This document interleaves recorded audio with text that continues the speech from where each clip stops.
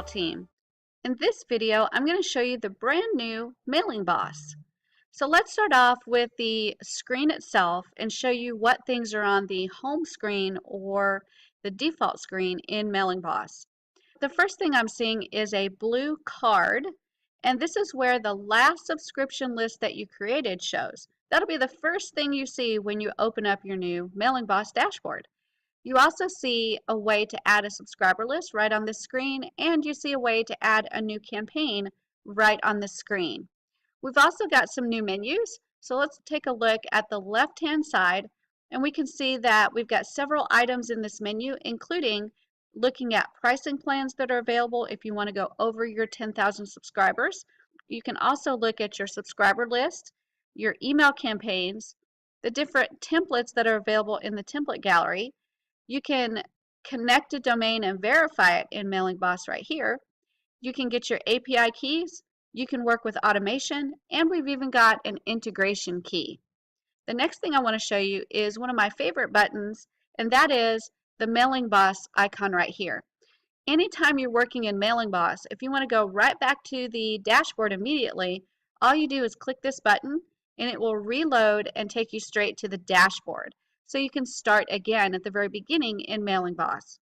We've got a brand new menu at the top of the screen with several different categories. This one deals with subscriber lists. This one deals with email campaigns and email sequences and regular emails, and you can even work with custom tags here. This item deals with templates in the template gallery, and this item deals with automation and segmentation and setting rules for your subscribers so you can segment them. We also have your profile information right here, and you can click this information to change any of your personal information and any of your default company information.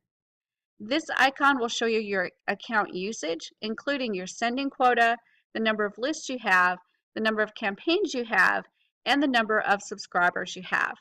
And then the last icon here allows you to log completely out of Mailingboss. So let's take a look now at how to create your first subscriber list. That's pretty easy. We can actually do that right here where it says create subscriber list. So I'm going to go ahead and type in a subscriber list name, and I'm also going to type in a display name and a description. Once I've got those three fields filled in, I'm going to click continue.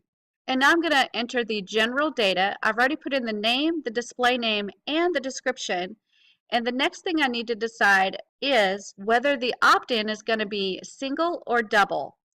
I'm going to choose double, and I'm going to also choose a double opt-out. That means they have to do 2 actions to opt in and 2 actions to opt out. I'm going to click next. And here I'm going to decide on the fields that I want inside my subscriber list.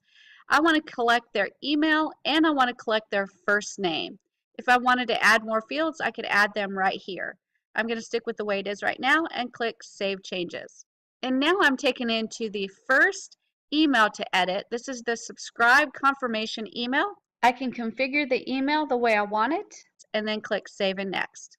And then I'm sent to the page where the subscriber is told they are pending subscribe, and this is if they are a double opt-in.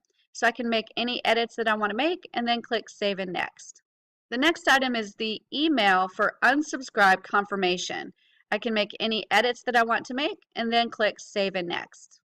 And then the next email is the welcome email. This is the first email that they'll get. You can make any edits that you want and then go ahead and click Save and Next. And now I'm taken to my subscriber list dashboard. Right here it says that I'm in the current list of new MB list, and from here I can see how many subscribers I have, how many segments I have, how many fields I have. I can look at the stock pages and emails. I can go to quick links to do quick actions for things that I need to do for my list. I can also see the HTML forms. I can import and export subscribers. I can create a new campaign from the screen, and I can create a new sequence from the screen. I also have some analytics, including subscriber growth, campaign growth, and delivery versus bounces, and unsubscribers growth.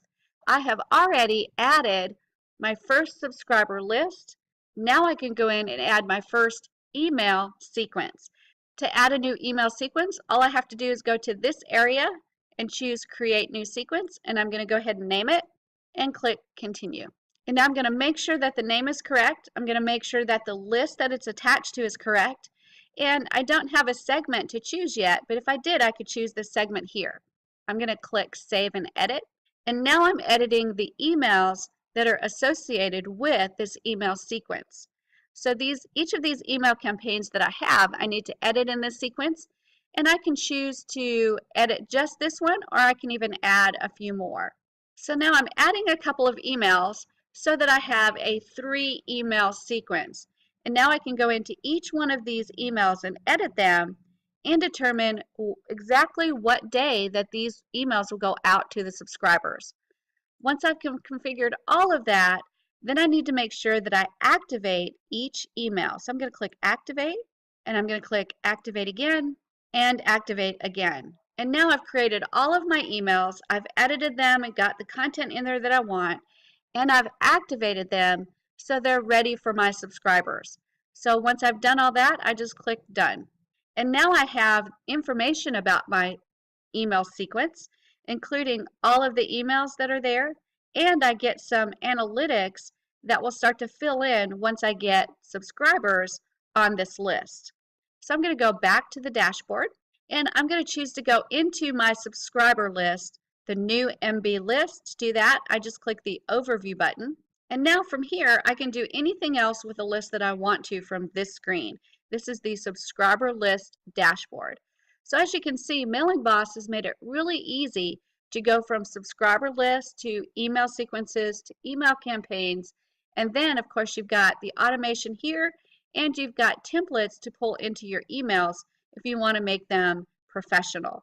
To go back to the dashboard, all I do is click the Mailingboss icon, and I'm right back to the very beginning. So that's the new Mailingboss, brought to you by Builderall.